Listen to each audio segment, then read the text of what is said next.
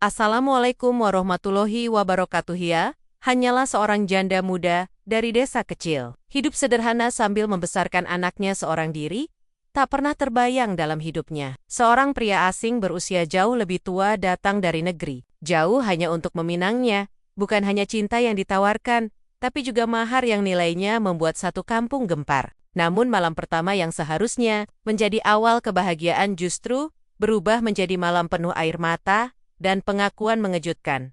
Apa sebenarnya yang disembunyikan pria tua itu? Dan mengapa janda muda itu justru memilih bertahan setelah tahu kenyataan yang begitu menyakitkan? Selamat datang di channel DC Story, tempat di mana setiap kisah punya makna, setiap cerita menyimpan hikmah, dan setiap drama kehidupan mengajarkan kita tentang cinta, sabar, dan iman. Di sini, kita akan menyelami kisah-kisah yang mungkin sederhana, tapi syarat pesan dan pelajaran hidup. Sebelum lanjut, mari kita ramaikan kolom komentar dengan sholawat kepada Nabi Muhammad SAW. Semoga setiap sholawat yang kita kirim jadi cahaya dalam hidup kita. Amin ya robbal alamin. Namanya Raras Ayu, seorang perempuan muda yang tinggal di pinggiran desa Brebes, Jawa Tengah.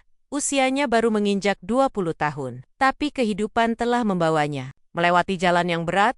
Sejak kecil, ia tumbuh sebagai gadis desa yang sederhana, dikenal karena senyumnya yang manis, sikapnya yang sopan, dan rambut hitam panjang yang selalu digerai, di pasar, di sawah, bahkan di jalan kampung. Nama Rara sering disebut-sebut, bukan hanya karena kecantikannya, tapi juga karena kisah hidupnya yang menyentuh hati. 2 tahun lalu, Raras resmi menyandang status janda. Suaminya meninggal dalam kecelakaan kerja di pabrik tahu tempat ia mencari nafkah. Kejadian itu mengejutkan banyak orang. Apalagi saat itu usia pernikahan mereka baru seumur jagung.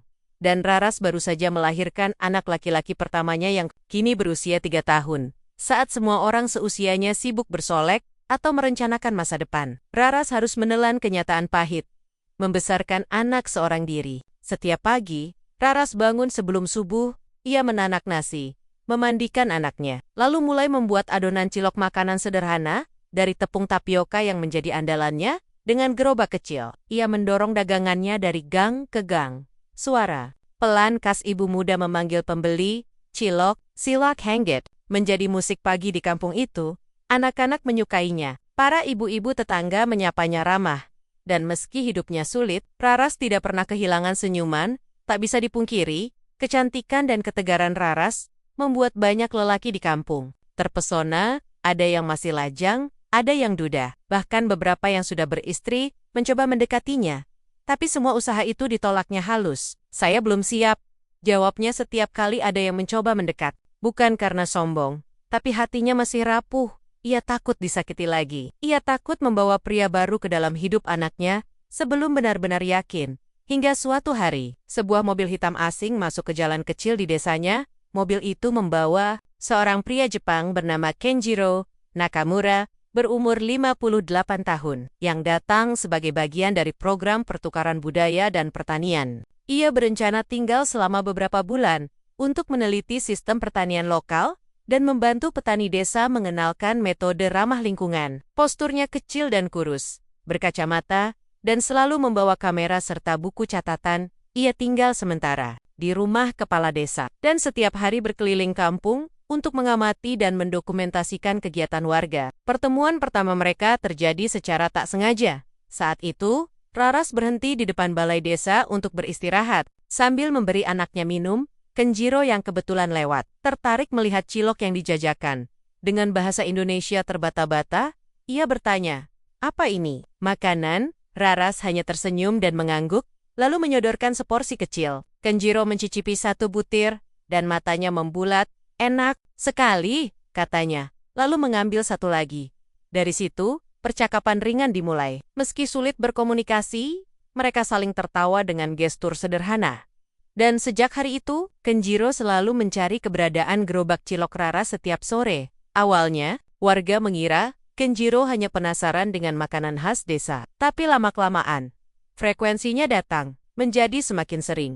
Ia bahkan rela menunggu lama hanya untuk menyapa dan melihat Raras tersenyum. Di mata Kenjiro, Raras adalah sosok yang memancarkan kehangatan langka ketegaran dalam kesederhanaan yang membuatnya kagum. Sedangkan bagi Raras, Pria tua itu mungkin aneh, tapi juga lucu dan sopan. Ia tidak pernah berkata kasar, tidak pernah menatap tajam, bahkan selalu membawa hadiah kecil seperti permen untuk anak Raras. Tanpa mereka sadari, benih-benih rasa mulai tumbuh, diam-diam dan perlahan, seiring berjalannya waktu. Kehadiran Kenjiro di sekitar Raras mulai menjadi sorotan warga desa. Hampir setiap sore, pria tua itu terlihat duduk di bangku dekat warung gorengan milik Raras, atau berdiri di bawah pohon asam, menunggu gerobak ciloknya lewat. Ia mulai terbiasa menyapa para tetua desa, belajar beberapa kosakata bahasa Jawa, bahkan ikut membantu anak-anak yang bermain layang-layang, tapi yang paling mencolok adalah tatapannya yang selalu mencari sosok Raras. Desa menjadi riuh dengan bisik-bisik.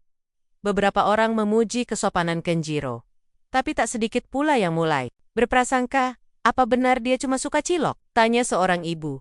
Atau jangan-jangan, dia tertarik sama si Raras. Bisik lainnya, Raras tahu dirinya mulai jadi bahan omongan, tapi ia tak bisa berbuat banyak. Ia hanya menjalani harinya seperti biasa, mengurus anak, berdagang, dan menjaga jarak sewajarnya. Namun ada yang berubah dalam hatinya. Setiap kali Kenjiro muncul, Raras merasakan ketenangan yang aneh. Pria itu tidak pernah memaksa, tidak pernah berkomentar soal masa lalunya, dan tidak pernah menatapnya dengan pandangan yang membuatnya tidak nyaman. Justru Kenjiro memperlakukan dirinya dengan sangat hati-hati, seperti menghormati luka yang belum sembuh. Suatu sore, saat hujan turun gerimis, Kenjiro datang membawa payung dan langsung menuju tempat Raras berjualan. Ia memayungi Raras dan anaknya sambil tersenyum canggung. "Hujan, jaga anak ya," ucapnya pelan. Raras tersentuh. Di tengah orang-orang yang selama ini hanya datang untuk kepentingan sendiri, pria tua dari negeri jauh ini justru hadir membawa kehangatan yang berbeda. Hatinya mulai goyah. Beberapa hari kemudian, tanpa banyak basa-basi, Kenjiro datang ke rumah kepala desa. Ia membawa seorang penerjemah dan sebuah map berisi dokumen. Dengan penuh kesungguhan, ia menyampaikan niatnya melamar Raras Ayu untuk menjadi istrinya. Seketika, kabar itu menyebar seperti petir. Di Siang Bolong, satu desa geger. Banyak yang tak percaya. Ada yang menganggap itu cuma guyonan. Ada juga yang menganggap Raras terkena bujuk rayu orang asing. Tapi semua keraguan sirna saat Kenjiro menyampaikan maharnya. 2 miliar rupiah tunai di Tembarama. Sederhana untuk keluarga Raras, dan tabungan pendidikan untuk anak Raras sampai kuliah. Kepala desa sampai harus duduk 2 kali, karena tak percaya. "Saya tidak ingin beli cinta," ucap Kenjiro melalui penerjemahnya. "Saya ingin menikahi Raras dengan cara yang terhormat. Sesuai adatnya." Raras sendiri kaget bukan main. Ia tidak pernah menyangka Kenjiro memiliki niat sedalam itu. Ia mengira semua perhatian pria itu hanya sebatas rasa suka sesaat. Tapi lamaran ini terlalu besar untuk diabaikan. Malam itu, Raras tidak bisa tidur. Ia memandangi anaknya yang sedang terlelap. Di satu sisi, ia merasa belum siap menerima siapapun dalam hidupnya lagi. Di sisi lain, masa depan anaknya bisa berubah total jika ia menerima lamaran tersebut. Keesokan harinya, Raras duduk berdua dengan ibunya di teras rumah. Ia bercerita tentang keraguan dan ketakutannya. Tapi sang ibu hanya menatapnya lembut dan berkata, "Kadang, cinta datang bukan untuk disambut dengan logika, tapi dengan hati yang mau membuka pintunya." Kata-kata itu mengendap dalam benak Raras. Selang 3 hari, Raras mengambil keputusan. Di hadapan kepala desa, keluarga, dan beberapa tetua kampung, ia menerima lamaran Kenjiro. Tapi dengan satu syarat.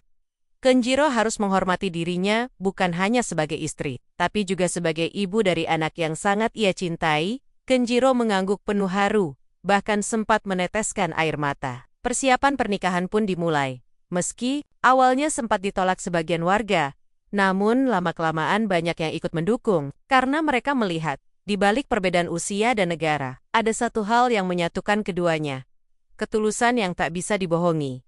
Hari pernikahan mereka menjadi hari yang tak akan dilupakan oleh warga desa, bukan karena mewahnya acara, tapi karena kisah unik dua hati, dari dua dunia yang dipertemukan di sebuah desa kecil bernama Brebes. Malam pertama itu datang dengan cepat.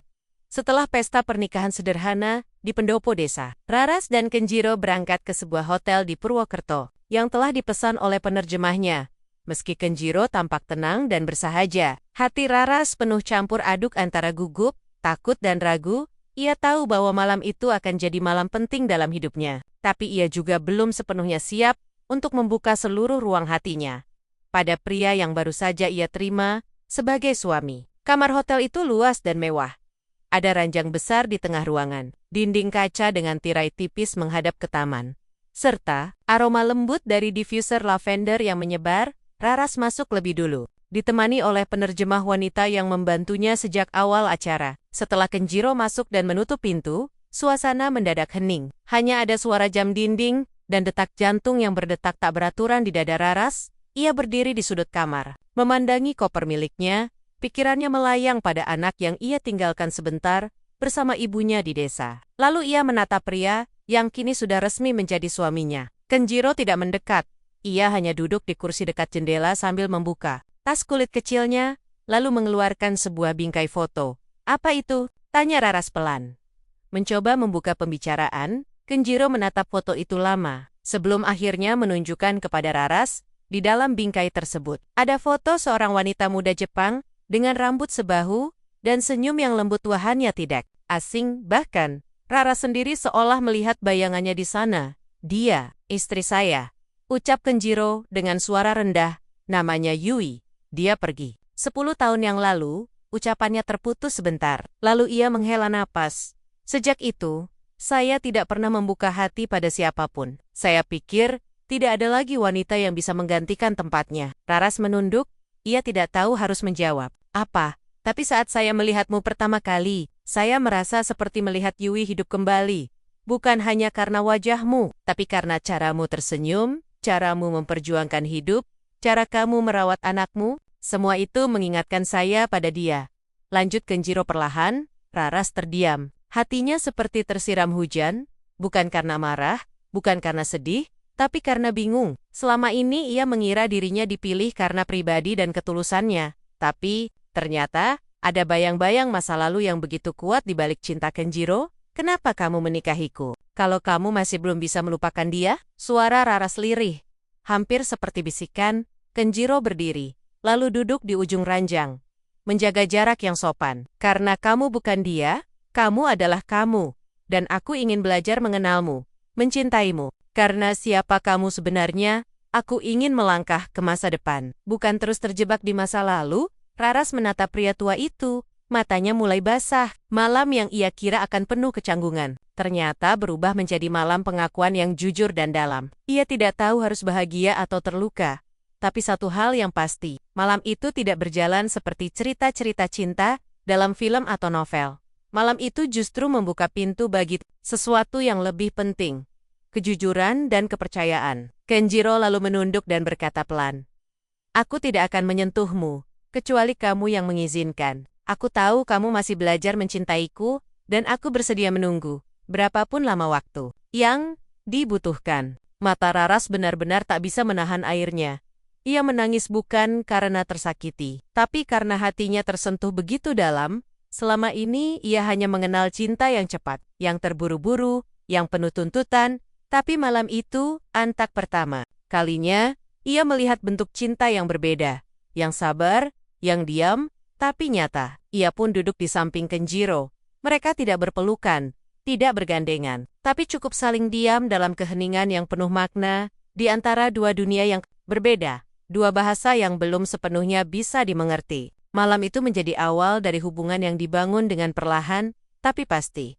Malam pertama mereka dihabiskan, bukan di bawah selimut, tapi dalam percakapan pendek yang penuh perasaan. Dan dalam hati Raras, untuk pertama kalinya sejak lama, tumbuh rasa yang halus seperti benih kecil yang baru ditanam, rasa ingin percaya bahwa cinta mungkin masih ada, meski datang dari tempat dan cara yang tak biasa. Keesokan paginya, cahaya matahari menyelinap masuk lewat jendela kamar hotel, menyentuh pipi Raras yang masih terasa hangat oleh sisa tangis malam tadi. Ia membuka mata perlahan dan mendapati dirinya masih duduk bersandar di sisi ranjang, sementara Kenjiro tertidur di kursi dekat jendela, berselimutkan jaketnya sendiri.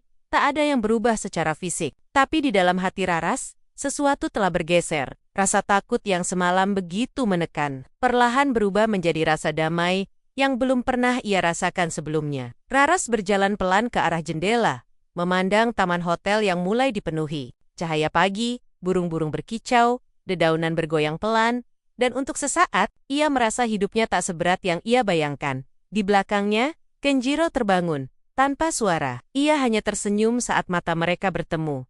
Tak ada kata yang keluar. Tapi, dalam diam itu, keduanya tahu, ada sesuatu yang telah terbangun, sebuah pemahaman baru. Setelah sarapan, mereka kembali ke Brebes dengan mobil yang sama. Raras duduk di kursi depan, Kenjiro di sampingnya. Sepanjang perjalanan, mereka tidak banyak bicara. Hanya sesekali bertukar senyum. Seperti dua orang asing yang perlahan belajar mengenal satu sama lain. Sesampainya di rumah, Raras langsung memeluk anaknya erat-erat, rasa rindunya tumpah tanpa bisa ditahan. Di saat yang sama, Kenjiro berdiri di belakangnya, memandangi momen itu dengan mata berkaca-kaca. Beberapa hari setelah itu, Raras memilih untuk tinggal kembali di rumah ibunya, setidaknya sementara waktu. Bukan karena marah, tapi karena ia merasa perlu ruang untuk merenung. Ia butuh waktu untuk memahami dirinya sendiri, untuk meyakinkan hatinya bahwa ia bisa melangkah ke masa depan tanpa terus dibayang-bayangi masa lalu baik, masa lalunya sendiri, maupun masa lalu suaminya.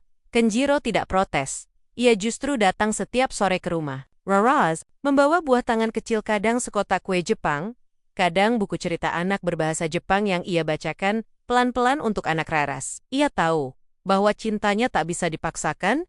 Ia hanya ingin hadir, diam-diam. Sikap itulah yang membuat hati Raras semakin lembut dari hari ke hari. Di suatu sore yang tenang, saat langit berwarna jingga dan angin berhembus pelan, Kenjiro kembali datang. Kali ini ia membawa sehelai kertas bergambar. "Apa ini?" tanya Raras sambil tersenyum kecil. "Sketsa rumah kecil," kata Kenjiro. "Saya ingin membangunnya. Di sini, di Brebes, rumah yang bisa kita tinggali bersama. Tapi saya ingin kamu yang mendesain isinya, karena rumah itu adalah rumahmu." Raras menatapnya lekat-lekat. Di dadanya, ada sesuatu yang menghangat. Ia tidak menyangka, pria asing yang dulu hanya terlihat seperti pembeli cilok, kini perlahan mengubah hidupnya, bukan dengan cara memaksa tapi dengan cara menunggu. Raras pun mengambil gambar itu dan menatapnya lama. Lalu ia berkata pelan, "Kalau begitu, kita bangun bersama ya." Dari awal, Kenjiro mengangguk. Untuk pertama kalinya sejak pernikahan mereka, senyum Raras tidak lagi diselimuti keraguan. Senyumnya kini adalah senyum dari hati yang mulai menerima. Bukan karena terpaksa, tapi karena memahami. Ia belum sepenuhnya jatuh cinta, tapi ia tahu, cinta yang tumbuh perlahan lebih kuat daripada cinta yang datang terburu-buru. Hari-hari berikutnya menjadi berbeda. Mereka mulai membangun rutinitas bersama. Kenjiro mengajak Raras ke pasar tradisional, mengajarinya beberapa resep masakan Jepang, dan kadang membantu di gerobak cilok. Menarik perhatian warga yang mulai melihat pasangan itu sebagai sosok yang menginspirasi. Hubungan mereka tumbuh bukan karena romansa berlebihan, tapi karena ketulusan. Dalam perbedaan bahasa, usia, budaya, dan masa lalu, mereka menemukan cara untuk saling mengisi kekosongan masing-masing. Dan di dalam hati Raras, benih cinta yang dulu hanya berupa tanda tanya, kini mulai berubah menjadi keyakinan bahwa mungkin jodoh memang tidak selalu datang dalam bentuk yang kita harapkan, tapi ia selalu datang dengan cara yang tepat, di waktu yang tepat. Hari-hari berlalu dan bulan berganti. Raras kini tidak lagi hanya dikenal sebagai penjual cilok cantik di kampungnya, tapi juga sebagai istri dari seorang pria Jepang yang sopan, rendah hati, dan penuh perhatian. Hubungan mereka berkembang perlahan, namun kuat. Bukan seperti kisah cinta yang penuh letupan dan dramatisasi, tapi seperti air yang mengalir tenang, menyusup ke celah-celah hati yang paling dalam. Dengan bantuan Kenjiro, Raras mulai membangun usaha kecil. Ia menjual kerajinan tangan khas Brebes, anyaman bambu, batik tulis, hingga camilan tradisional melalui platform online yang diajarkan oleh Kenjiro. Tak disangka, produk-produk itu justru menarik perhatian pembeli dari Jepang. Kenjiro menerjemahkan deskripsi produknya, membantu proses pengemasan, dan mengurus pengiriman ke luar negeri. Mereka bekerja bersama, bukan sebagai bos dan bawahan, tapi sebagai dua orang yang saling menopang. Anak Raras pun mulai akrab dengan Kenjiro. Ia memanggilnya Jichan, yang dalam bahasa Jepang berarti kakek. Suasana rumah kecil mereka hangat setiap malam. Raras seringkali duduk di ruang tamu sambil melihat Kenjiro membacakan buku cerita untuk anaknya, dengan aksen Jepang yang kental namun lucu.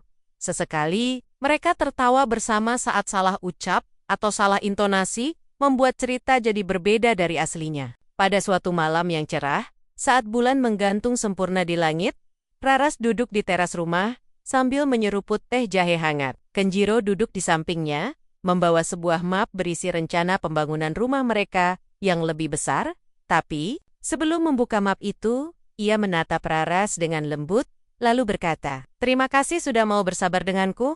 Aku tahu, cinta tidak bisa diburu, tapi aku juga tahu, kamu mulai membuka hatimu. Dan itu, sudah lebih dari cukup." Raras tersenyum. Ia menatap wajah Kenjiro yang penuh garis usia, namun tak pernah kehilangan cahaya ketulusan. "Kamu tahu?" katanya pelan. "Dulu aku pikir malam pertama kita adalah awal dari kesalahan. Aku bahkan sempat menyesal. Tapi sekarang, aku sadar. Malam itu adalah malam paling jujur dalam hidupku." Kenjiro terdiam, lalu menggenggam tangan Raras perlahan. "Karena malam itu," lanjut Raras, "aku melihat siapa kamu sebenarnya. Bukan hanya sebagai suami, tapi sebagai manusia. Kamu tidak menuntut, kamu tidak menekan, kamu hanya hadir dan menunggu. Malam itu, tak ada pelukan berlebihan. Tak ada kata-kata manis yang dibuat-buat. Hanya dua hati yang saling menatap dalam keheningan yang indah. Bintang di atas langit pun seolah menyaksikan perjalanan cinta mereka yang tidak sempurna, tapi nyata dan berharga."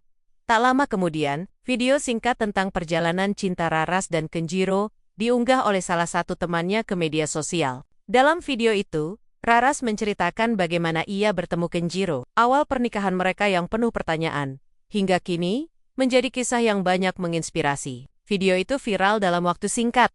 Ribuan komentar berdatangan. Mulai dari ucapan haru, rasa salut, hingga rasa kagum, "Aku menangis melihat ini. Cinta sejati memang tidak selalu datang dalam bentuk yang kita harapkan." Salut sama Raras dan suaminya. "Ini bukan soal uang, ini soal hati." Raras membaca satu persatu komentar itu sambil menggendong anaknya.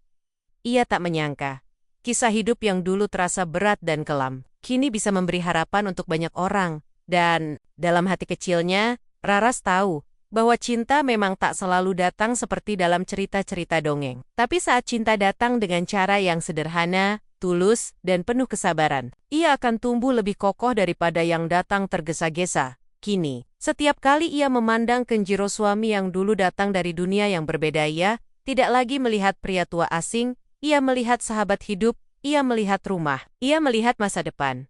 Dan malam pertama yang dulu penuh air mata, kini telah berubah menjadi kenangan yang paling berarti. Terima kasih sudah menyimak kisah hari ini di channel DC Story. Semoga cerita ini bisa menjadi pelajaran dan pengingat untuk kita semua. Kalau kamu merasa terinspirasi atau tersentuh, jangan lupa untuk like, subscribe, dan nyalakan lonceng notifikasinya, agar kamu nggak ketinggalan kisah-kisah penuh hikmah berikutnya. Wassalamualaikum warahmatullahi wabarakatuh.